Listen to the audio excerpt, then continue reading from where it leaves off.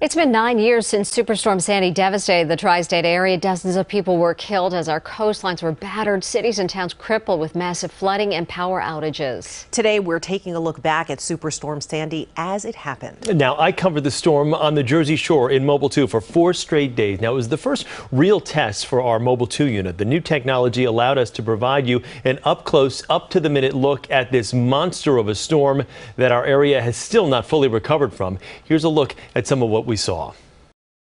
Hey guys, we're outside of our Mobile 2 unit for just a second so we can kind of give you the before, even though this storm is already well underway. We're on Salem Avenue right off of Ocean Boulevard here in Spring Lake right now. And this is, they call this the jewel of the Jersey Shore for one reason alone. It's this boardwalk. Everybody loves this boardwalk, and anybody who's been to Spring Lake down here at the beach area all the way through Belmar knows how pristine this is. Now, if you were with us last year, you know Hurricane Irene wiped out this entire boardwalk. About 1.5 miles of this boardwalk were totally eradicated by the storm surge. Now, even though I did say this is the befores because the conditions aren't as severe as they're going to be, about 6.5, 7 hours from now, you're going to experience a high tide. They moved away this one piece of the boardwalk to allow some of the payloaders to get to and from the beach when they were trying to build up the berm. That berm is now gone, and now we're just hours away from this surge that's basically going to make its way onto this area, breach this road, and then attack those homes on Ocean Avenue there. I want you to, if you can, Eddie, come with me for a second. Be careful here. We can take a look. You go under. I want you to see how perfect this boardwalk is right now. If you remember the pictures from Hurricane Irene, the storm surge came and basically took all the planks off their moorings, and it was one big wooden disaster. It looked like a bomb had blown up. Now, after a one-year project, over $1 million federal and local money, they've been able to fix the boardwalk, and right before this very important summer season, they were able to open things up, and you just see how perfectly straight and perfect it is right now. The big question will be, and this is what has so many people, so many officials here in Spring Lake worried, what condition will this boardwalk be in tomorrow?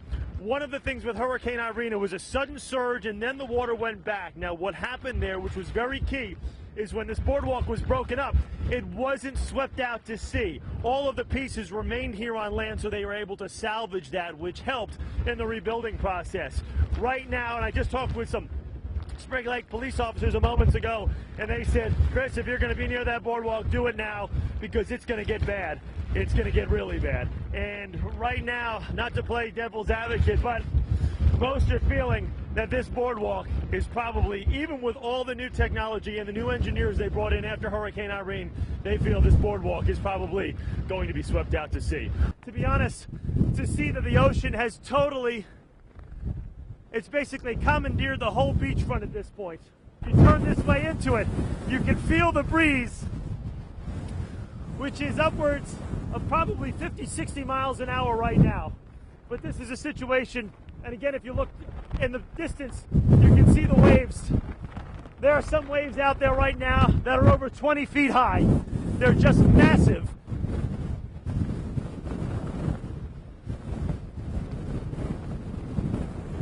We're not even at high tide yet.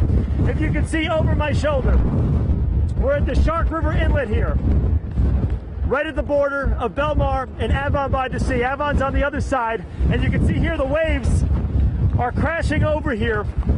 This staircase, which used to lead you down, and the ocean has totally consumed the entire inlet. As you can see in the distance, there is no power anywhere. None of these municipalities have had power restored at this point. You can see some headlights in the distance, but that's about it for lights in this area. It is pitch black, and the aftermath is devastating. You see this street lamp right here. It wouldn't be doing anyone much good even if there was power, because that street lamp is in the street, just one of thousands and thousands of pieces of debris that have just littered Ocean Avenue here. You're probably saying, Chris, get off the beach. Well, we're not on the beach. This is actually Ocean Avenue. All of the sand from the beach has made its way not only here to this portion of Ocean Avenue, but at least another block west. Another block west to First Avenue, in some places all the way to Second Avenue. That's the storm surge, and that's the flow that came off with last night's high tide. I want you to look at this massive debris field behind me. This was not assembled by a payloader for cleanup. This is what Mother Nature did last night. churned up boardwalk, pieces of metal, wood, nails, you name it. This is a huge chunk of the boardwalk here that was literally lifted and then crashed down at this site, and this is where it comes to rest. And this is a scene that is played out all over the beaches here, not only the beaches, but also on Ocean Avenue. Some parts of this boardwalk were floating this morning in Wragge Pond, and they have now come to a stop 2.5 blocks west. 2.5 blocks west are pieces of this boardwalk, this pristine boardwalk that went through this revitalization after it was ruined by Hurricane Irene last year. Cost them over $1 million, took over 8 months to rebuild in time for summer. It was rebuilt, it was perfect, and now it's gone. Not just in portions like for Hurricane Irene, the entire boardwalk from South Pier Beach all the way down to Belmar. The entire thing is gone with the exception of the cement moorings. That's it. Otherwise, it's all a mess. If you look this way here, on the other side, you see this brick wall. On the other side of that brick wall is a pool club. For some reason, by the grace of God, this outer perimeter of the brick wall was able to withstand nature's force last night. The other side, closest to the beach, has been totally destroyed, like someone threw a grenade in front of a brick wall and it just blew up. There is a massive hole on the other side, a huge opening, all the refuse and debris right into the pool. The boardwalk is gone. That pavilion, the South Pavilion, needs thousands and thousands of dollars of reconstruction costs on top of the millions of dollars it's going to cost to replace and rebuild this boardwalk. It seems as though everything they try to do to make this a hurricane-proof boardwalk, nothing works. Last night when Sandy came on shore and we had high tide about 9 o'clock last night, this boardwalk didn't stand a chance, and this is your proof right here. Still in Mobile 2 here in Spring Lake, New Jersey, down at the Jersey Shore. They call this the jewel of the Jersey Shore, but as you can see, the road is littered with debris here. These are some of the back roads off of Ocean Avenue, which is the main thoroughfare down here in Spring Lake, and we have come up on another massive tree that has been uprooted and again fell in the right direction. I guess this is the good news, that these trees have fallen on the roads and not on homes. This did not take any power down. I'm going to get out of Mobile 2 here for a quick second just to kind of give you a little more perspective. The rain still coming down here, like Lonnie Quinn and John Elliott have been mentioning over these last couple of hours. This is not a quick storm that's going to come on shore and then all of a sudden go back out to sea. This is going to be some persistent rain, some persistent gusts of winds. We're still feeling some heavy-duty gusts here between 40 and 50 miles per hour. But you look at this widespread damage here. This is a massive 200-year-old tree. And you look at this root system. It was just, I mean, we're looking at about a 10 by 20-foot hole on the other side of that. The entire root system brought up along with the curb. And then you see this massive tree, which has fallen on these power lines over here right to the front of this house. This fella's lucky that his car was parked 10 feet further away, because it would have been right in the line of fire here.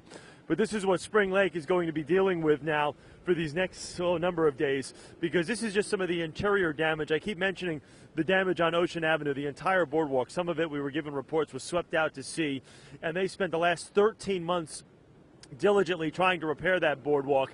It's the largest uninterrupted non-commercial boardwalk on the East Coast, and it's something the people of Spring Lake and Seagirt, Belmar are so proud of. And people during the summer months flocked to that boardwalk, and to see it destroyed by Hurricane Irene last year was devastating to so many people here. And it took federal money, it took local money, over $1 million, and just about 9.5 to 10 months to fix, to get it ready for the last summer season, which they did. And who would have thunk within 13 months, on 2 separate occasions, 2 separate hurricanes would decimate the boardwalk down here at the Jersey Shore in Spring Lake, Belmar, and Seagirt. That's the situation from here right now. It's going to be a big cleanup as soon as the sun comes up. This is just a scratch of the surface of the damage that we're going to survey here down at the Jersey Shore. It's going to be a massive cleanup effort and a massive rebuilding effort down here, and it's going to cost millions of dollars. I'm Chris Wragge reporting outside our Mobile 2 unit here in Spring Lake, New Jersey at the Jersey Shore. Back to you. So that was just a little glimpse of what went on for those couple of days at the Jersey Shore, at least. And I can't believe it's been 9 years. I mean, it does bring you right back. But it was that Mobile 2 technology was new at the time. And we promote it. You see the television commercials for it now, and we use it all the time. But back then, we kind of had a dry run with Irene the year before. And then we were in the same location, same results with the Boardwalk, some of the area, the infrastructure down in Monmouth and Ocean counties had been destroyed. And Irene was significant, but it was nothing like Superstorm Sandy. So when we were back a year later, they had done all the repairs. The boardwalk, where it had been fractured in points, was basically back to normal and in perfect condition. And when we went there, they said, look, this is going to be twice as bad as last year, so just be on the lookout. So this Mobile 2 unit, the technology, what it allowed us to do back then was, instead of having the satellite dish where you see on all the live trucks, no one else, no other stations, whether it was a network or a local station, could broadcast during this thing. So we had rolled out this Mobile 2. As I said, we tried it the year before, worked pretty well. We made some adjustments, some additions, some improvements, and it worked beautifully. And it allowed us to broadcast right through when the winds were blowing 80 miles an hour right on the coastline in Seagirt and Spring Lake and Avon and Bradley Beach. We were able to keep going. All the power was out. So the only light you had was our headlights and some of the fog lights that they had on this unit that were illuminating off the water that had made its way from the beach line onto the street. Everything else was out. Every once in a while, we'd have a police officer, a first responder, who would basically drive by, roll down a window. You guys okay? And we were, and luckily they were great, because in our downtime, which was, we had about 3 hours overnight on that first night as the storm came ashore, we stayed with Spring Lake Fire at the firehouse, got up the next morning back out there. But this, the technology was so incredible back then to be able to watch it all unfold. And we were on Ocean Road, which was the road right there adjacent, runs parallel to the beach. And early on in the evening, the ocean water had, breached the coastline there. It had come over, and we were driving through water. Luckily, we were not, a high-profile vehicle. The wind was battering us around. But at one point, as I mentioned, it was pitch black. We were driving, Eddie Ojeda, my photographer, seated right next to me, and we look to our left, my driver's side, and we see a wave, literally a wave, come and beats the side of the car, pushes us sideways a little, and there's maybe only been one or two other times in my entire life I was that scared.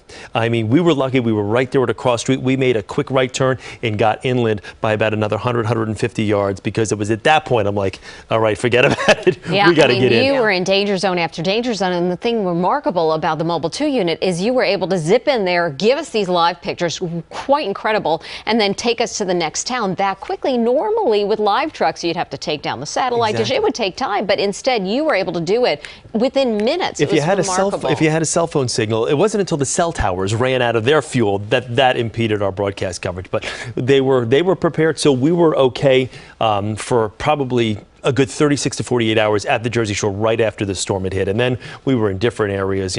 We made our way, back to Manhattan briefly. We were at Gerritsen Beach and Staten Island, which was, utter devastation there. What it did to the homes and the businesses in that area. And, we talk about 9 years later.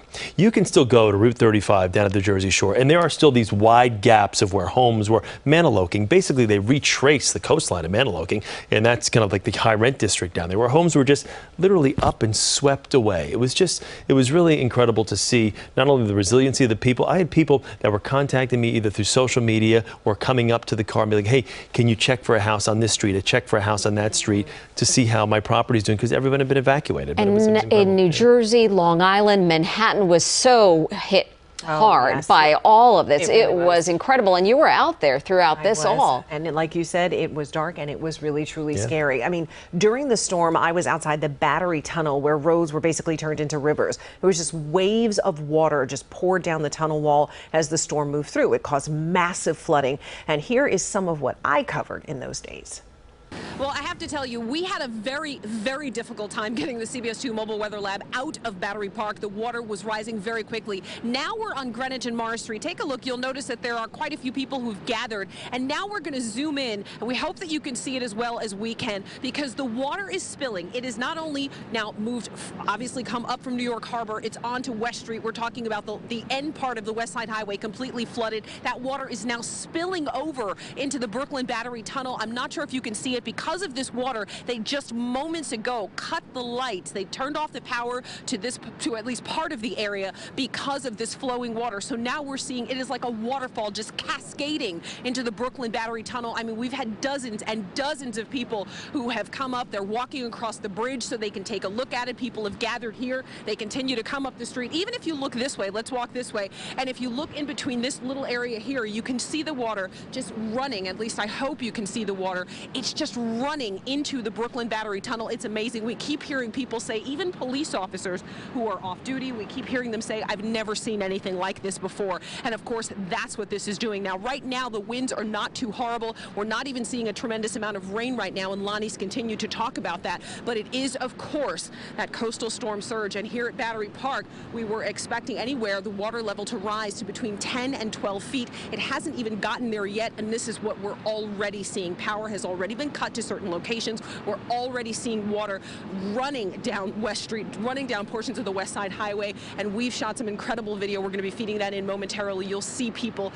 It's like nothing you've ever seen, certainly not here in Lower Manhattan, but that is indeed what we have tonight. I'm glad we shot it when we did, because just moments after we started talking, they cut more power. So we are almost in the dark here. The only lights on this block from the camera and the CBS 2 mobile weather lab. Just take a look. I mean, just darkness here. We had dozens of people who had come by to take a look at this before. They've obviously left because it's difficult to see. We're going to zoom in though and see if you can kind of make out. Certainly if you can't see it that well, you may be able to still hear the water is running on the Manhattan side of the Brooklyn Battery Tunnel. And now, I mean, it really just looks like a waterfall. It almost looks like a water feature at a water park. It's unbelievable. And even in the dark, people continue to walk over and take a look at it. We've got some cars that are submerged over there as this water just continues to pour in. And again, one of the problems is as the storm surge, as the water continues to push up onto Lower Manhattan, anything that's lower than the street or area next to it, well, that's where the water is going to flow, from high to low.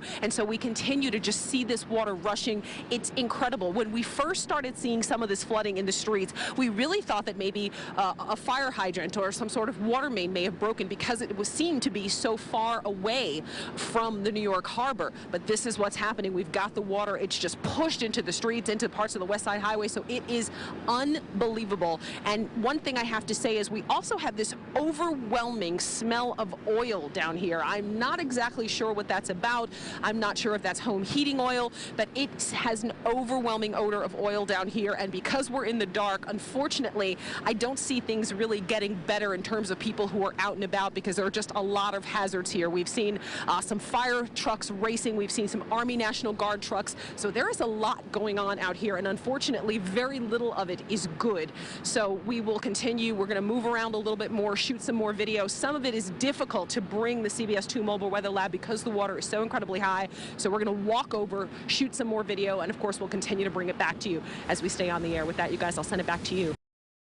It was honestly, truly some scary stuff, but it's amazing to look at it now, years later, and just think that that's what we endured and that's what we built back from. Yeah, it was really incredible to watch you out there, and we were just on the air for days straight, never taking a break, and wow, incredible. The aftermath. You think about all the people that lost power for weeks at a time. In New York, 2 million people. New Jersey, 2 million. 500,000 in Connecticut. And this didn't go on for just a couple of days. This was weeks of having no power. And then the build back, the infrastructure of all the areas from Manhattan right through Staten Island to Long Island to New Jersey. And thank you for joining us as we remember Superstorm Sandy. Stay with CBSN New York for more coverage throughout the day as we commemorate 9 years since the storm. Goodbye and stay safe.